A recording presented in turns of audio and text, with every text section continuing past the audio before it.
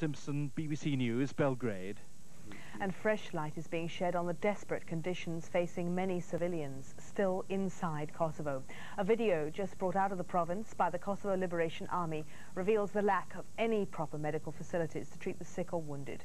Our correspondent Peter Biles has seen the video. This video, filmed by the KLA, shows the rudimentary, inadequate medical care available to the victims of this conflict. Men who are said by the KLA to be civilians are seen being treated for bullet wounds in improvised field hospitals, where there are few doctors and little medical equipment. One man who'd been shot in the leg is suffering from severe gangrene. His foot needs to be amputated, but the operation cannot be performed. A KLA health coordinator, Shayop Muya, says that during last summer's offensive and during... Aware of what happened. This was capitulation. We lost Kosovo and Milosevic stay on power.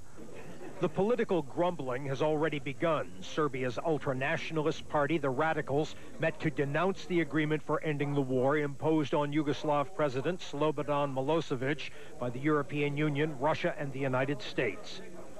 The Serbian Radical Party will never accept complete withdrawal of our forces from Kosovo. We insist on maintaining 15,000 soldiers there and 10,000 police. Still, President Milosevic appears to retain his grip on power despite a dubious war. He has in recent years skillfully marginalized the political opposition here, and political grumbling does not translate into a change of government.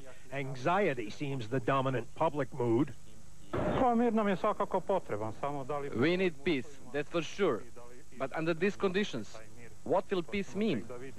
It is unclear what, if any, part the Yugoslav army will have in reshaping this country. Traditionally, they've played a subordinate role to a civilian government, but having withstood NATO bombing, they now return home with no barracks to sleep in and little money to pay them.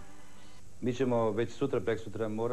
have to ask the question of responsibility for this devastation, for the people who have been killed.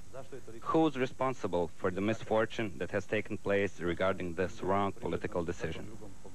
Still, the greatest political pressure on President Milosevic seems to be coming from outside the country. Several Western leaders have said if Yugoslavia is to receive any reconstruction money, there has to be a change of government here. Walter Rogers, CNN, Belgrade. And we remind our viewers that CNN's reporting from Yugoslavia is subject to certain restrictions that are set by Yugoslav authorities. CNN must seek permission to videotape news events, and unrestricted travel outside of Belgrade is not permitted. The promise of a Serbian troop withdrawal from Kosovo has not stopped the flow of ethnic Albanians over the Yugoslav border. Dozens of refugees crossed into Albania Saturday, bringing with them more stories of abuse. CNN's Martin Savage was there. Near the Morini border crossing in Albania, aid workers didn't know what to expect. With negotiations underway for the Serbs to withdraw from Kosovo, the question was, what did it mean for the flow of refugees still trying to escape? Shortly after 1 p.m., the answer came staggering across the border. 86 men who claimed to have been released from a Serb prison walked in a ragtag procession down the road. Some of them in such bad shape they had to be supported on the arms of others. Physically and emotionally, they are among the worst aid workers have ever seen leaving Kosovo. Look at my head, this man says. What happened to you, we ask. A soldier, Serb soldiers with their gun handles. Other men describe being beaten regularly on their 6-kilometer walk to the Serb border. They beat us on the way, he says. For 3 hours they beat us. They beat me on my way here with their gun butts, says another. For nothing. They say you go to Clinton. Some of the men are so exhausted and traumatized they collapse. Where am I? This man asks over and over. You are in Albania, replies another. You are all right now.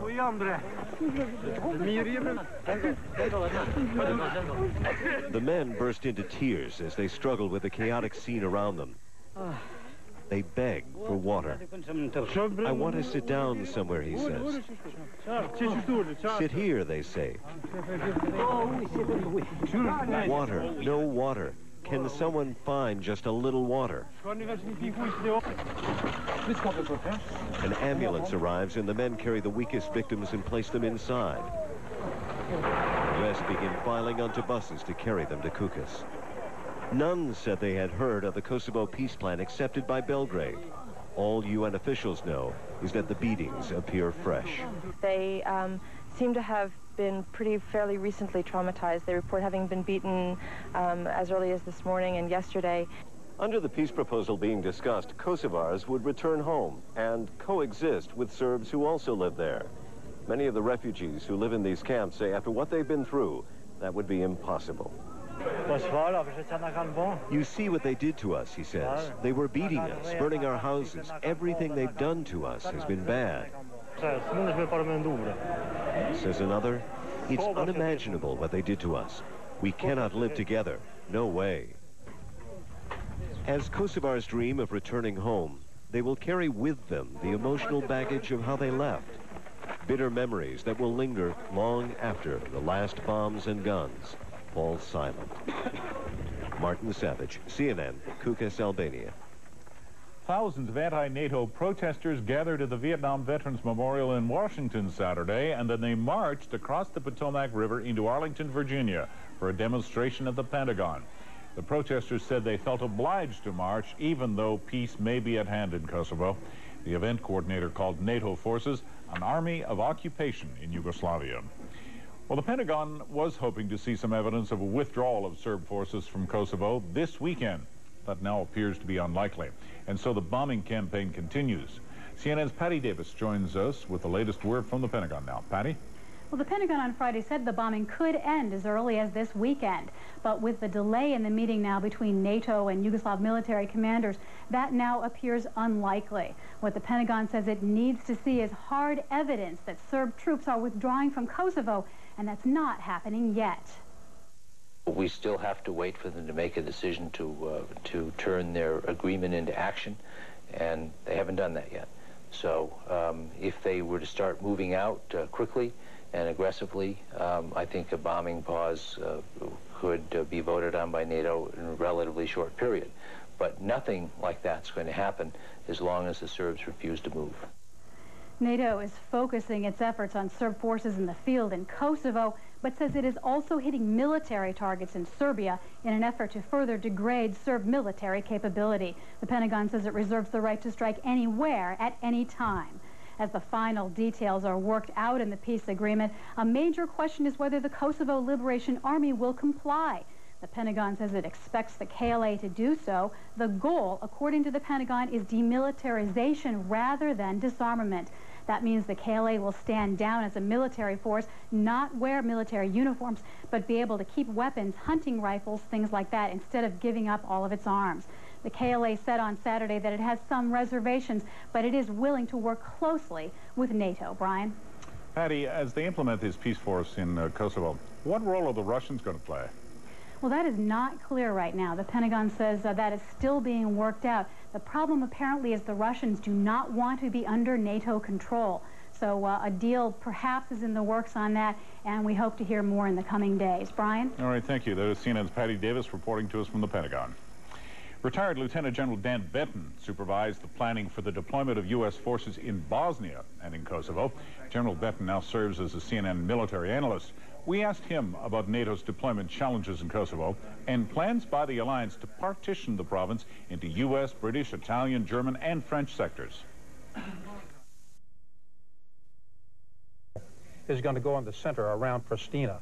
That's predominantly because the British are the framework nation for the ARC headquarters, ARC being the Allied Rapid Reaction Corps. Okay. The other sector that's very interesting is the most dangerous sector is really the east, because that's the sector along the border between Kosovo and Serbia. That's the sector where, if you will, there still is going to be contact with the Serb forces. There is a requirement for a lot of patrolling. That is a long border. So the nation that has the capabilities to provide this bordering with air assets, helicopter assets, And more importantly, the nation that has the intelligence assets to look deep across this border is the United States. The U.S. is really the only nation that brings a lot to the table as far as that. So the U.S. is going to get the eastern section, it appears. And then the French and the Germans and the Italians will have the northwest, the west, and the southern sectors. Retired Lieutenant General Dan Benton. Still to